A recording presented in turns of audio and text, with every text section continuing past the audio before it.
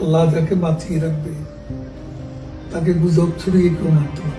5ই আগস্টের পর দ্বিতীয়বারের মতো ক্যামেরার সামনে হাজির হলেন কার্যক্রম নিষিদ্ধ আওয়ামী লীগের সাবেক সাধারণ সম্পাদক ও সাবেক সড়ক পরিবহন ও সেতুমন্ত্রী ওবায়দুল কাদের। কিছুদিন আগে তার অসুস্থতার খবর ছড়িয়ে পড়ার পর সামাজিক যোগাযোগ মাধ্যম মৃত্যুর খবরে ছয়লাভ হয়ে যায়। সেই গুঞ্জনের অবসান ঘটাতেই এবার প্রকাশ্যে এলেন তিনি।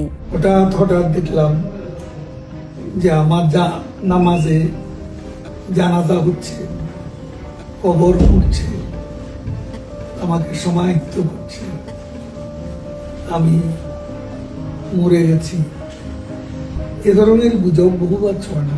2024 সালের 5ই আগস্ট আওয়ামী লীগ সরকারের পতনের পর দীর্ঘদিন জনসম্মুখে দেখা যায়নি ওবায়দুল কাদেরকে।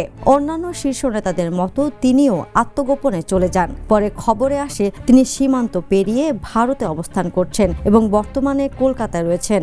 আমাদের প্রতি নৌকা অনুপস্থিত, আমাদের কার্যকলাপ নিষিদ্ধ, আমাদের ছাত্রলীগ নিষিদ্ধ। এমত অবস্থা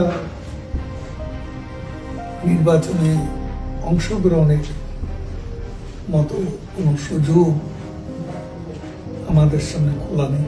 আত্মগোপনে যাওয়ার পর প্রথমবারের মতো গেল বছরের 26 মে ইন্টারনেটে শোনা যায় তার কণ্ঠ। ভারতীয় সংবাদ মাধ্যম দি ওয়ার্ল্ড নিউজকে দেওয়া এক সাক্ষাৎকারে তিনি জানান, সরকার পতনের দিন স্ত্রীকে নিয়ে প্রায় 5 ঘন্টা একটি বাড়ির বাথরুমে লুকিয়েছিলেন। তার দাবি, সরকার পতনের পরও প্রায় 3 মাস তিনি দেশে ছিলেন। এরপর সীমান্ত পেরিয়ে ভারতে চলে যান।